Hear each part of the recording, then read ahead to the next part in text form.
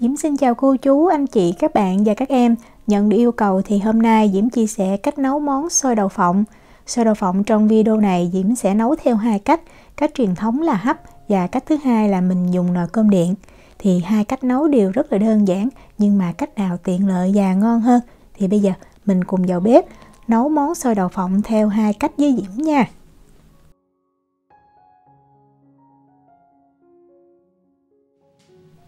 Để nấu món xôi này thì mình đi chuẩn bị đậu phộng trước. Diễm có 100g đậu phộng. Thì đậu phộng này là đậu phộng tươi ha, tức là chưa có rang. Đậu phộng mình nên chọn cái hạt nó vừa thôi, đừng có to quá ha. Diễm mua cái hiệu này nè, cũng thấy hơi to đó, nhỏ hơn thì khi mà mình trộn vào xôi á, thì Diễm thấy nó đều, nó đẹp hơn. Mình cho vào đậu phộng này 1 lít nước ở nhiệt độ phòng, tức là không nóng cũng không lạnh. Đậu phộng thì thường nấu rất là cứng, vì vậy á, mình sẽ cho thêm muối nở hay còn gọi là thuốc tiêu mặn đó, cho vào 1/3 muỗng cà phê và mình sẽ khuấy cho muối nở nó tan trong nước. Mình ngâm cái đậu phộng này trong vòng từ 8 tới 12 tiếng, sau đó mình sẽ mang đi nấu. Hôm nay Diễm cũng chia sẻ hai cái cách mình nấu đậu phộng luôn. Đầu tiên là cái cách ngâm này.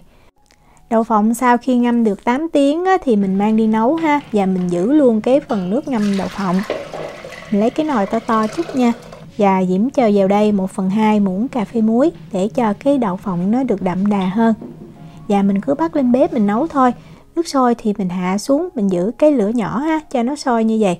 Thời gian nấu là từ 75 cho tới 90 phút. Nếu mà mình thích ăn hạt đậu nó còn cứng cứng thì mình nấu 75 phút. Còn nếu mà thích ăn dẻo mềm thì mình nấu 90 phút. Mình nên ăn thử ha. Mình bóp thì khó cảm nhận được lắm. Thường Diễm nấu là Diễm sẽ mở ra, Diễm ăn. Diễm thấy cái độ dẻo mềm vừa ý thì Diễm nhắc khỏi bếp. Với cách nấu này thì Diễm thấy khi mà xôi chín cái hạt đậu nó dẻo mềm, và khi xôi nguội nó vẫn còn rất là ngon. Còn nếu mà mình muốn nấu liền, không có ngâm đậu phộng mất thời gian thì mình có nồi áp suất điện đó, mình cho 100g đậu phộng chưa có ngâm vào. Tiếp theo là 1/3 muỗng cà phê muối nở, 1/2 muỗng cà phê muối. Về lượng nước thì mình cũng cho 1 lít nước vào và mình nấu ha. Thì cái nồi áp suất điện này mình nấu đậu chưa ngâm cũng rất là nhanh. Đậy nắp lại mình khóa van và mình sẽ dùng cái chức năng là nấu đậu, bean và chili, và mình để là high pressure normal ha. Thời gian là 25 phút thì Diễm thấy đậu nó chín ngon. Còn nếu mà mình có thời gian hơn mình ngâm đậu như hồi nãy Diễm chia sẻ cái cách đầu tiên thì Diễm thấy cái hạt đậu khi mà mình để nguội nó không có bị săn lại như là mình nấu liền như vậy.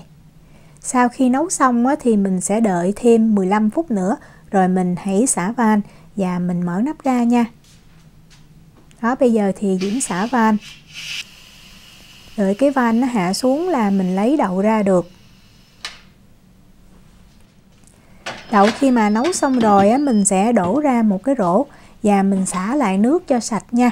Như vậy thì khi mà mình nấu cái hạt xôi nó sẽ trắng, nó đẹp hơn. Mình nấu làm sao mà cái hạt đậu nó phải mềm như vậy nè, thì khi mà sôi nguội nó không có bị săn cứng lại. Để sang một bên, bây giờ mình đi chuẩn bị phần nếp. Nếp mình có thể sử dụng nếp cái hoa vàng hạt tròn hoặc là nếp hạt dài đều được. Diễm sử dụng nếp cái hoa vàng ha. Đây là hiệu mà Diễm dùng. Lượng nếp mình cần là 300g. Tại hôm nay Diễm nấu 2 công thức, vì vậy Diễm nấu ít thôi ha. Nếu mà mình muốn nấu nhiều thì mình cứ gấp đôi lên. Mình vo nếp cho thật là sạch nha. Mình xả nước khoảng từ 2 cho tới 3 lần khi mà mình thấy nước nó trong như vậy. Bây giờ mình sẽ nấu theo cách truyền thống là mình hấp xôi. Vì vậy mình phải ngâm nếp ha. Thời gian ngâm nếp theo cách nấu của Diễm thì cũng rất là nhanh. Mình cho nước ở nhiệt độ phòng, không nóng cũng không lạnh, vào mình ngâm 30 phút. Sau 30 phút thì mình sẽ đổ nếp ra cho thật là ráo nước nha. Ráo nước thì khi mà mình nấu cái hạt xôi nó sẽ chuẩn hơn, nó không bị quá nhão. Để ở đây khoảng 5 phút ha.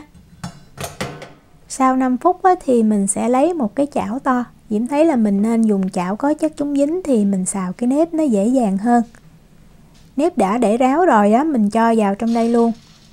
Muối Diễm sẽ cho vào đây 3g là 1/2 muỗng cà phê. Để cho xôi nó béo, hạt xôi nó bóng, nó dẻo hơn thì Diễm dùng 50g nước cốt dừa, coconut milk nha. Nếu mà mình không thích nước cốt dừa thì mình thay bằng cái lượng nước tương đương. Và cuối cùng là 120g nước. Mình bắt cái chảo này lên bếp và mình xào liền luôn. Diễm để cái lửa lớn nhất ha. Và mình đảo thiệt là đều tay. Nếu mà mình không sử dụng nước cốt dừa thì mình nên cho thêm 1/2 muỗng canh dầu ăn, giúp cho hạt xôi nó bóng dẻo khi nấu xong. Đảo thật là đều tay ha. Và mình thấy nước bắt đầu nó sôi lên. Thì lúc này mình vẫn giữ lửa lớn nha. Và mình xào. Thời gian xào rất là nhanh ha. Từ lúc nước sôi thì cái nước nó rút vào trong hạt nếp nhanh lắm. Và mình nghe cái tiếng kêu xèo xèo luôn như vậy đó.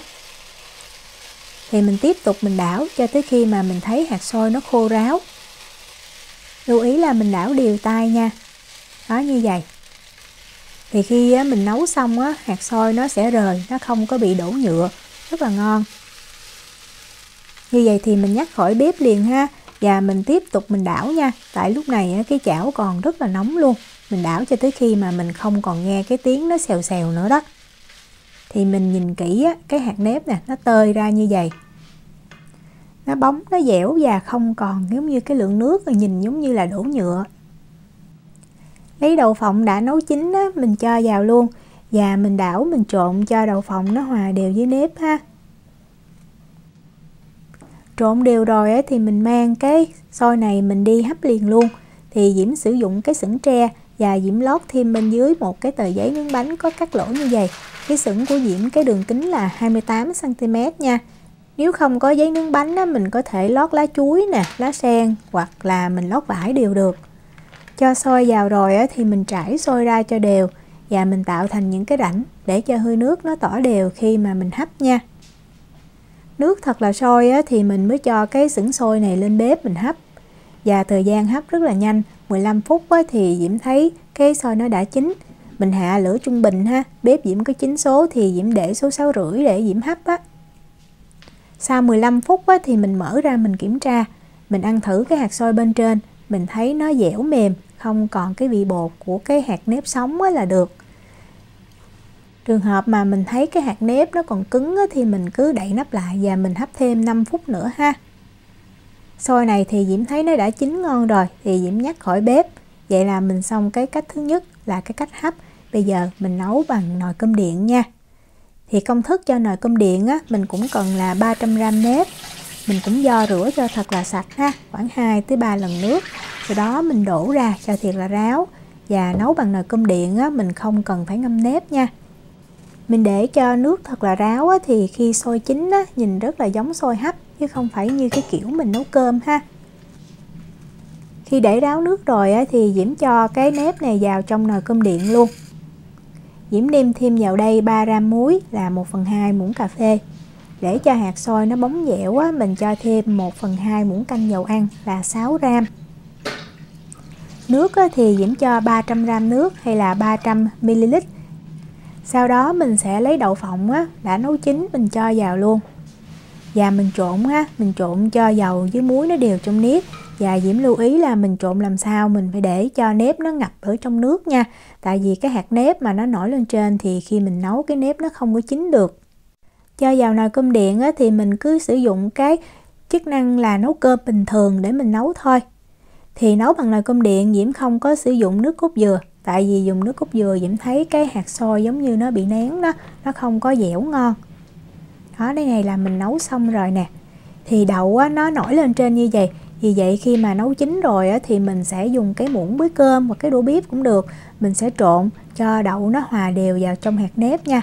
Lưu ý là mình trộn nhẹ ha. Tại vì lúc này cái hạt đậu nó mềm nếu mà mình trộn mạnh tay quá thì đậu nó bị nát, nhìn cái xôi nó không có ngon. So với cách nấu bằng nồi cơm điện này thì vừa mở ra mình thấy là giống như nó hơi bị nhão. Nhưng mà mình trộn đều thì mình nhìn kỹ, hạt xôi nó tơi và nó còn nguyên hạt như vậy luôn, rất là ngon. Để Diễm cầm kỹ cho mình xem. Và Diễm thấy cái cách nấu mà ngâm đậu và bằng nồi cơm điện thì cái hạt đậu nó dẻo, ngon lắm luôn. Nếu mà mình không có thời gian và muốn đơn giản tiện lợi thì Diễm thấy cái cách nấu bằng nồi cơm điện này rất là ngon luôn. Để ăn kèm chung với xôi thì mình nên có thêm muối mè. Cách làm rất là đơn giản. Diễm cho vào đây 2 muỗng canh mè đã rang vàng rồi nha. Tiếp theo mình sẽ cho thêm 2 muỗng canh đường. Về muối á, tùy mình thích ăn mặn nhiều hay ít. 1/5 muỗng cà phê muối. Nếu mà thích mặn hơn nữa thì mình cho 1/4 muỗng cà phê. Và mình dùng cái chày đó, mình xoay theo một chiều, vừa đủ thôi ha. Nếu nghiền nhiều quá thì cái mè nó nát cũng không có ngon. Rồi mình có thể ăn chung thêm với lại dừa sợi nữa. Với hai cách nấu này thì Diễm thấy hạt xôi khi mà mình để nguội nó vẫn mềm dẻo. Mình sử dụng nước cốt dừa thì hạt xôi nó bóng và Diễm thấy nó chắc hơn là mình không sử dụng nước cốt dừa ha. Xôi đậu phộng này Diễm thấy mình ăn nóng hay ăn nguội đều ngon. Nếu mà mình ăn không hết thì mình có thể bảo quản trong tủ lạnh hoặc là tủ đông đá. Khi ăn thì mình hâm lại bằng lò vi sóng hoặc là hấp lại đều ngon. Diễm chúc cô chú, anh chị, các bạn và các em thành công với lại món xôi đậu phộng. Nếu mà có thắc mắc gì thì cứ để lại lời nhắn hoặc là gửi tin nhắn cho Diễm. Diễm cảm ơn sự quan tâm theo dõi video rất là nhiều. Hẹn gặp lại trong những video tiếp theo. Chào tạm biệt.